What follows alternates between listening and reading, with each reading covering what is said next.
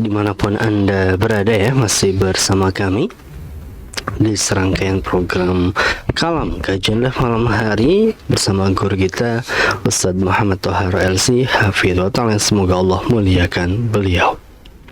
Ya, pemirsa pendengar Radio Kita FM dimanapun Anda berada, alhamdulillah kita sudah masuk di sesi yang kedua, yakni sesi tanya jawab.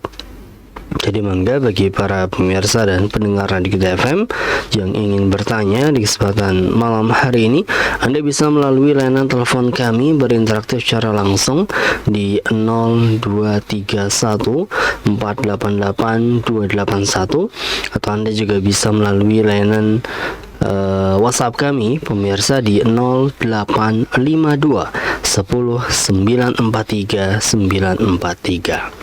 Bagi para pemirsa dan pendengar Radio Kita FM juga bisa bertanya di channel atau akun YouTube atau Facebook kami ya, misalnya pendengar Radio Kita FM yang kita siarkan secara live. Di sana ada kolom komentar yang bisa Anda gunakan untuk bertanya, dan bagi para pemirsa yang menyaksikan di website live kami di www.live.radiokitafm.com, Anda tinggal scroll ke bawah, di sana ada kolom pertanyaan yang bisa Anda gunakan untuk bertanya, dan insya Allah otomatis masuk di nomor WhatsApp kami. Baik, pemirsa dan pendengar Radio Kita FM dimanapun Anda berada, kita akan bacakan terlebih dahulu ya pertanyaan yang sudah masuk di layanan WhatsApp kami. Di sini datang dari Ibu Nur ya, di Sindangwangi. Masya Allah. Bismillah. Assalamualaikum Ustaz. Waalaikumsalam warahmatullahi wabarakatuh. Ustaz, izin bertanya, dalam bulan Islam ada 4 bulan yang dimuliakan Allah. Jika kita beramal soleh akan dilipat gandakan pahalanya. Apakah jika kita berbuat buruk akan dilipat gandakan juga dosa-dosanya? Ustaz, katanya. Syukran. Dari Ibu Nur di Sindangwangi. Fadal Ustaz. Saudara sekalian, memang demikian yang Allah jelaskan di dalam ayatnya, bahwa Allah Subhanahu wa taala di dalam menciptakan langit dan bumi, di situ kemudian Allah menetapkan ada 12 bulan, dan dari 12 bulan itu ada 4 bulan yang haram. 3 bulan berturut-turut dan 1 bulan terpisah sendiri. 3 bulan yang berturut-turut adalah bulan Dzulqa'dah, bulan Dzulhijjah, dan bulan Muharram. Tentu 3 bulan ini adalah terkait dengan pelaksanaan ibadah hajian yang merupakan rukun Islam yang kelima, dan tentu kewajiban hajian bagi yang mampu sekali dalam seumur hidup.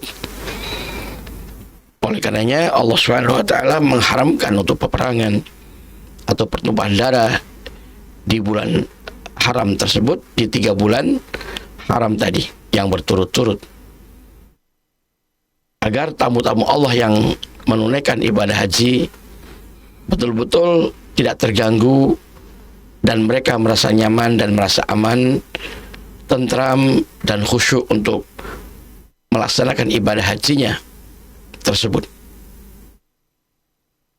Kemudian yang tersendiri 1 bulan, yaitu bulan Rajab, dan itu tentu dengan harapan agar para hamba Allah menunaikan ibadah umrah di bulan tersebut. Jangan sampai setahun penuh ternyata tidak ada yang menunaikan tawaf di sana, di Baitullah. Maka paling tidak ya bulan Rajab adalah bulan ditunaikannya ibadah umrah. 1 bulan istilahnya yang diharapkan juga tamu-tamu Allah yang melaksanakan manasik umrah dalam kondisi aman dan tentram, tidak terganggu karena tidak adanya peperangan di bulan tersebut. Namun alhamdulillah, dengan semakin banyaknya jumlah manusia dan kaum muslimin di seluruh dunia tentunya, ya, maka Ka'bah tidak sepi dari orang-orang yang tawaf di sana. Siang malam dan bahkan 24 jam tidak berhenti dari orang-orang yang tawaf, kecuali manakala hanya dikumandangkan iqamah untuk melaksanakan sholat berjamaah. Maka mereka semua berhenti aktivitas tawafnya dan mereka menunaikan sholat berjamaah. Selain itu, terus-terusan tawaf ini tidak pernah berhenti. Lalu bagaimana dengan amal-amal ibadah yang kita lakukan di bulan-bulan tersebut? Ya, apakah dilipat gandakan pahalanya daripada bulan yang lain, melebihi daripada bulan yang lain? Terus terang saya belum mendapatkan dalilnya berapa kali lipat misalnya pahalanya. Berbeda dengan malam Lailatul Qadar, jelas di sana disebutkan lebih baik daripada 1000 bulan. Ya. Atau di sana ada puasa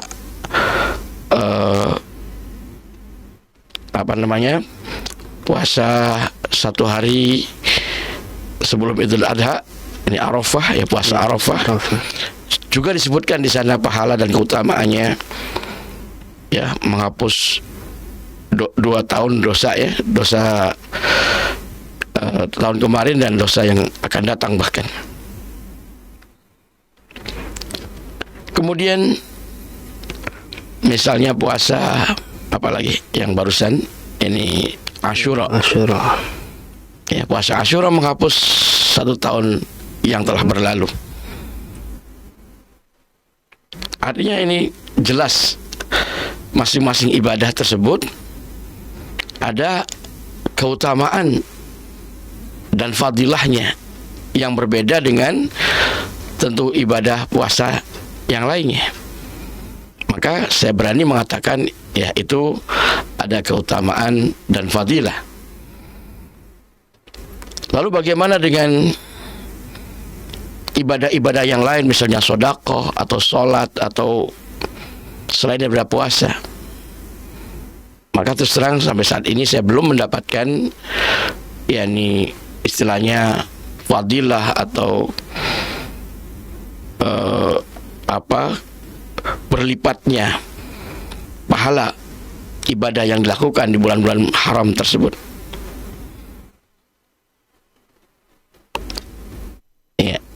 Ya, kita tidak meragukan tentang keagungan ibadah hajian, ya, tidak meragukan.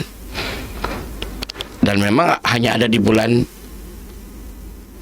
itu saja, artinya di bulan hajian saja ibadah hajian itu,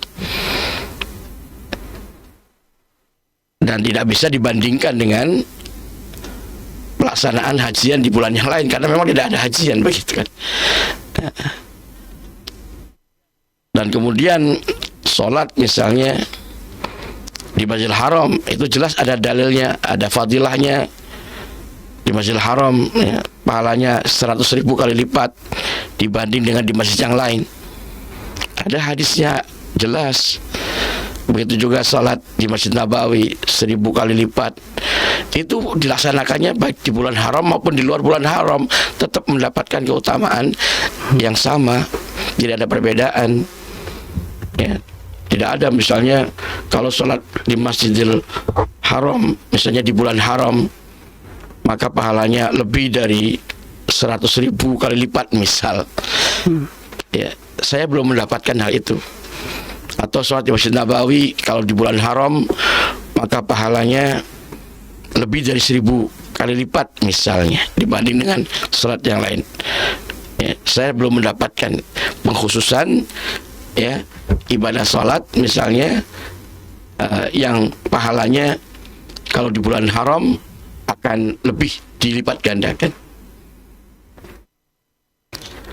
Nah, adapun dosa, ya, yang kita dapati, bahkan orang yang baru berniat dalam hati ingin berbuat dosa, itu belum dicatat suatu dosa. Baik di bulan haram maupun di bulan selain haram. kecuali di tanah di Mekah, di Masjidil Haram. Di sana ada ayatnya. Baru niat aja ingin berbuat dosa kena ancaman. Itu mah kekhususan istilahnya. Dan di tempat yang khusus tadi di Masjidil Haram. Bukan hanya di bulan haram, di semua bulan. Orang yang berniat jahat melakukan kejahatan di sana akan sudah dicatat baru niatnya saja.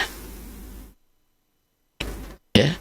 Adapun di luar itu, di luar tanah suci Mekah, ya, di luar Masjidil Haram, maka orang yang baru niat untuk berbuat jahat nggak kena dosa, belum dicatat.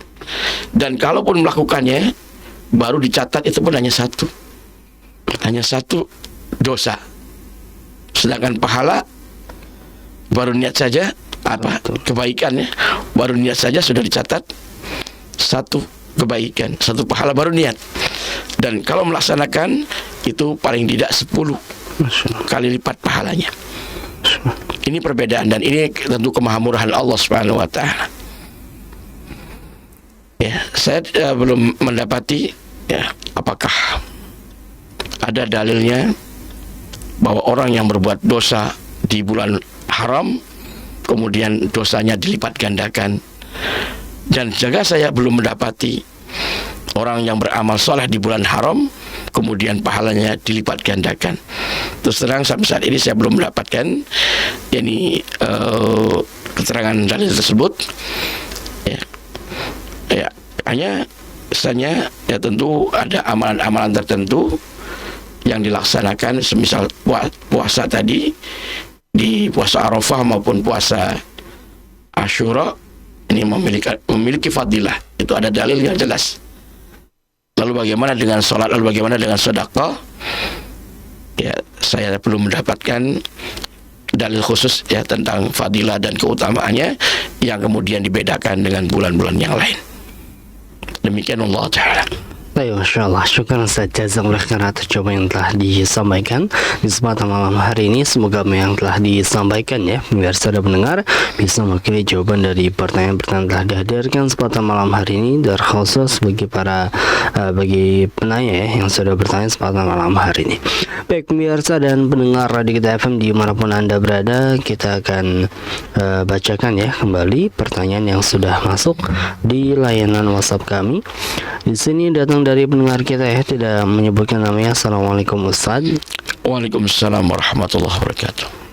Ustaz, izin bertanya, bagaimana pendapat Ustaz kaitannya dengan orang-orang yang selalu membanding-bandingkan syariat itu kan zaman Nabi, zaman dulu. Kalau sekarang zaman teknologi harus menyesuaikan ini dan itu, Ustaz, katanya. Mohon pencerahannya, Ustaz. Ya, syariat itu sudah sempurna, mas sempurna yang nggak bisa ditambah atau dikurangi, nggak bisa diubah-ubah. Ya. Dan Islam selalu cocok untuk sepanjang zaman sampai hari kiamat, dan cocok untuk semua tempat di mana saja manusia itu berada. Nggak akan ada di sana, ini Islam nggak cocok, ini karena zaman begini, karena negerinya begini dan begitu, nggak bisa. Ya, karena Islam itu adalah agama rahmatan lil alamin, rahmat bagi alam semesta. Jadi ya, dimanapun berada ya sama. Islam adalah Islam, tidak bisa ditawar menawar, harga mati. Itu harusnya kita bilang Islam harga mati. Ya, kalau selain Islam ya bisa aja ditawar-tawar. Yang namanya juga bukan Islam kan. Jadi yang harga mati adalah Islam, dan siap kita mati membela Islam. Masya Allah. Itu nggak bisa ditawar-tawar, itu ditambah dikurangi nggak boleh, karena Allah sendiri yang mengatakan bahwa Allah yang telah menyempurnakan Islam sebagai agama untuk kita, dan Allah ridho dengan Islam tersebut untuk agama kita. Demikian Allah Ta'ala. Baik, Masya Allah, syukur Ustaz, jazakallah khairan atas jawaban yang telah disampaikan di kesempatan malam hari ini. Dan demikian pemirsa dan pendengar Radio Kita FM, semoga bisa menjadi pencerahan buat kita semuanya, terkhusus bagi penanya yang sudah bertanya kesempatan malam hari ini. Masih ada tersisa beberapa waktu lagi bagi Anda pemirsa pendengar Radio FM yang ingin bertanya ya, baik itu melalui layanan telepon di 0231 488 281 atau Anda juga bisa melalui layanan WhatsApp kami ya, pemirsa di 0852 10 943 943. Baik, pemirsa dan pendengar Radio FM dimanapun Anda berada, kita akan bacakan ya pertanyaan yang sudah masuk di layanan WhatsApp kami, pemirsa dan pendengar Radio FM. Di sini datang dari Fakhrul ya di Riau, Masya Allah. Bismillah, Assalamualaikum Ustaz. Waalaikumsalam warahmatullahi wabarakatuh. Ustaz, salah satu pengertian tauhid rububiyah adalah meyakini bahwa hanya Allah yang mencipta dan mengatur alam semesta. Tetapi masih ada kebingungan dalam pikiran saya Ustaz mengenai tauhid rububiyah. Yang pertama adalah saya pernah dengar hadis yang mengatakan bahwa ada malaikat yang turun naik untuk mengambil tanah pada saat proses Adam diciptakan. Apakah ini melazimkan bahwa Allah menciptakan tidak sendirian Ustaz? Kemudian yang kedua, bagaimana dengan malaikat yang mengatur hujan, katanya Ustaz? Fadhil Ustaz. Ya, semuanya adalah kehendak Allah, semuanya adalah perintah Allah, dan malaikat tidak akan mengingkari atau menyelisihi ya. Dan Allah sendiri mengatakan bahwa para malaikat itu adalah wa yaf'aluna ma yu'marun, mereka mengerjakan apa yang mereka diperintah oleh Allah. Jadi enggak sekarpe dewek, enggak seenaknya sendiri. Dan dalam penciptaan ya makhluk ini tentu ada proses, ada sebab ya. Walaupun Allah bisa saja sekonyong-konyong, bisa langsung dengan ngomong kun fayakun, nggak ada sulitnya bagi Allah ya. Allah menciptakan kita manusia ya, kita sendiri, pribadi kita sendiri, ini penciptanya adalah Allah. Lalu kita bertanya, loh bukan Allah yang menciptakan, yang menjadikan kita jadi orang manusia ini ibu bapak kita ya? Apakah seperti itu kita peralasannya? Ya, tentu tidak demikian. Ya, semuanya adalah kehendak Allah, semuanya adalah Allah yang mengaturnya, dan ibu bapak kita juga adalah makhluk ciptaan Allah. Ya, begitu juga Nabi Adam alaihissalam. Ya, dalam penciptaannya ada proses, yaitu ya tidak bertentangan. Bukan berarti Nabi Adam istilahnya bukan Allah yang menciptakannya, atau ada selain Allah yang menciptakan Nabi Adam. Itu tidak benar, itu batil. Ya. Kalau saja malaikat tidak disuruh oleh Allah, tidak ditugaskan oleh Allah, ya tentu nggak akan melaksanakan tugas itu. Malaikat hanya melaksanakan tugas Allah. Lalu kenapa Allah tidak sendiri aja gitu kan? Masa Allah nggak bisa, harus dibantu sama malaikat, harus dibantu sama yang lain-lain. Termasuk Allah menciptakan kita ini harus dibantu oleh orang tua kita, ibu bapak kita. Kalau nggak ada ibu bapak kita nggak lahir. Berarti harus dibantu oleh bapak kita dan ibu kita. Tentu tidak demikian, dan bukan itu yang dimaksudkan. Ya, semuanya adalah makhluk ciptaan Allah. Namun apa yang Allah ciptakan ini ya adalah tidak mengingkari adanya proses. Ya, kita tahu api, ya, api itu ciptaan Allah. Tapi kita proses, ya, menyalakan kompor dulu, ada gas dulu, baru kita setel, baru ada api. Oh, kalau begitu kita yang menciptakannya, bukan Allah. Kan kita yang menggerakkan itu kompor, kemudian nyala api, ada api. Berarti kita hebat, bisa menciptakan api. Berarti ada pencipta selain Allah. Itu ya orang yang tidak benar pemikirannya tentunya. Semuanya api yang menciptakan Allah, air yang menciptakan Allah. Ya. Namun sekali lagi, ya, penciptaan tersebut ada proses dan ada sebab. Demikian Allah Ta'ala. Baik, Masya Allah. Syukur Ustaz, jazakallahu khairan atas jawaban yang telah disampaikan di kesempatan malam hari ini. Dan demikian ya pemirsa dan pendengar Radio TFM dimanapun Anda berada, semoga apa yang telah disampaikan bisa mewakili jawaban dari pertanyaan yang telah dihadirkan kesempatan malam hari ini. Kita lanjutkan pemirsa dan pendengar Radio TFM ya, dimanapun Anda berada, pertanyaan yang sudah masuk di layanan WhatsApp kami Di sini datang dari hamba Allah ya di Cirebon Kota. Assalamualaikum Ustaz. Waalaikumsalam warahmatullahi wabarakatuh. Ustaz, bagaimana jika kita dikatakan berilmu ketika kita bertanya kepada teman kaitannya tentang dalil dari amalan teman kita, Ustaz? Kadang mereka suka mengolok-olok saya apa-apa dalil. Mohon mencari, Ustaz, betapa pentingnya dalil terhadap amal seorang, katanya. Fadal, Ustaz. Ya memang begitu. Sekarang umat sudah mulai kritis ya. Tidak begitu saja menelan mentah-mentah apa yang diucapkan oleh kiai atau oleh ustadz atau oleh dai. Dan yakni umat sudah mulai kritis. Sehingga kalau penceramah, kalau ustadz, kalau kiai tidak melandasi ya ucapannya dengan dalil, ini berbahaya, bisa menjadi bumerang bagi dirinya. Sebab nanti dia akan bingung kalau ada jamaah yang kritis bertanya mana dalilnya, apa dalilnya, kemudian dia tidak menyiapkan. Nah ini hati-hati, jangan ngarang-ngarang sendiri berbicara agama ya. Jangan ngarang-ngarang sendiri dalam berbicara masalah agama, harus ada dalil. Dan semuanya telah Allah jelaskan dalam Quran dan dalam As-Sunnah. Makanya di surat An-Nisa ayat 59 Allah sendiri yang memerintahkan fa in tanaza'tum fi syai'in farudduhu ila Allah wa rasuli. Apabila kalian saling berselisih pendapat, maka kembalikan perselisihan tersebut kepada Allah dan Rasulnya, kepada Quran dan kepada Sunnah, karena pasti ada solusi di situ. Kalau nggak ada solusi, nggak mungkin Allah perintahkan kita untuk kembali kepada Quran dan As-Sunnah. Demikian Allah Ta'ala. Baik, Masya Allah. Syukur saja sembahkan atas jawaban yang telah disampaikan ya pemirsa dan pendengar Radio FM di kesempatan malam hari ini. Semoga apa yang telah disampaikan bisa mewakili jawaban dari partai yang telah dihadirkan ya di malam hari ini pemirsa. Ya, kita mungkin hadirkan pertanyaan terakhir ya kesempatan malam hari ini. Mungkin bisa disambung kesimpulan saja. Di sini datang dari pendengar kita, tidak menyebutkan namanya. Assalamualaikum Ustaz.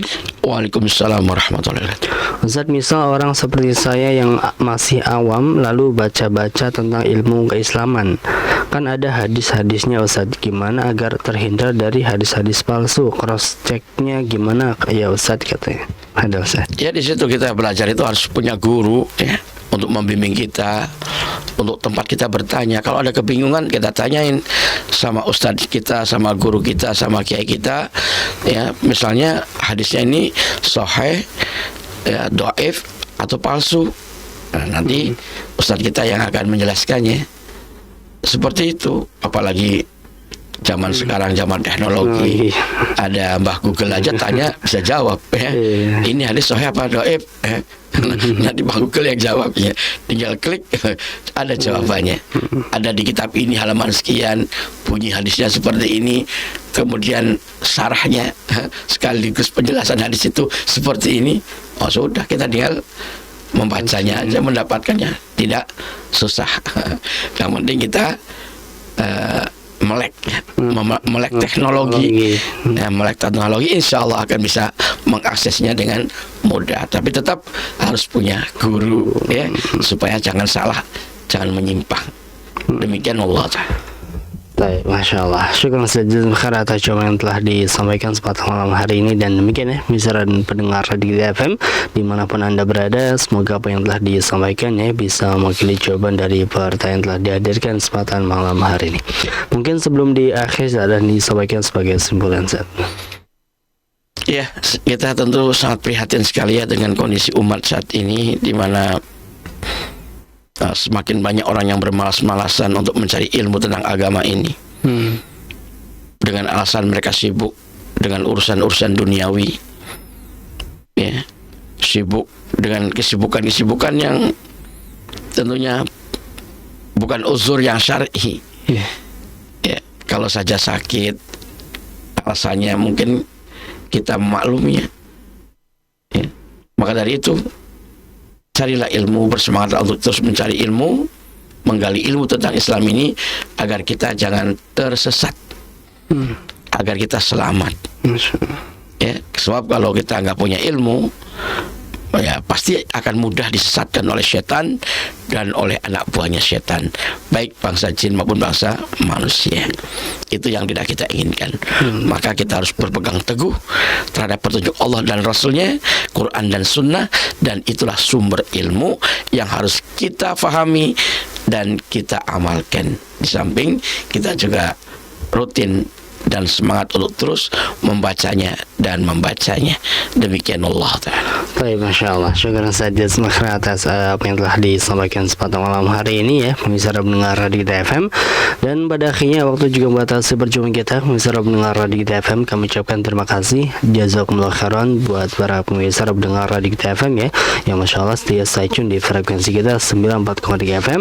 Dan kami juga ucapkan syukuran jazakumullah khairan ya kepada para pemirsa pendengar yang sudah berpartisipasi, yang sudah bertanya. Semoga apa yang telah disampaikan menjadi solusi buat kita semuanya, dan Allah mudahkan kita untuk bisa mengamalkannya. Kami juga mohon maaf pemirsa pendengar Radio Kita FM apabila ada kesalahan yang kurang berkenan di hati para pemirsa dan pendengar Radio Kita FM dimanapun Anda berada.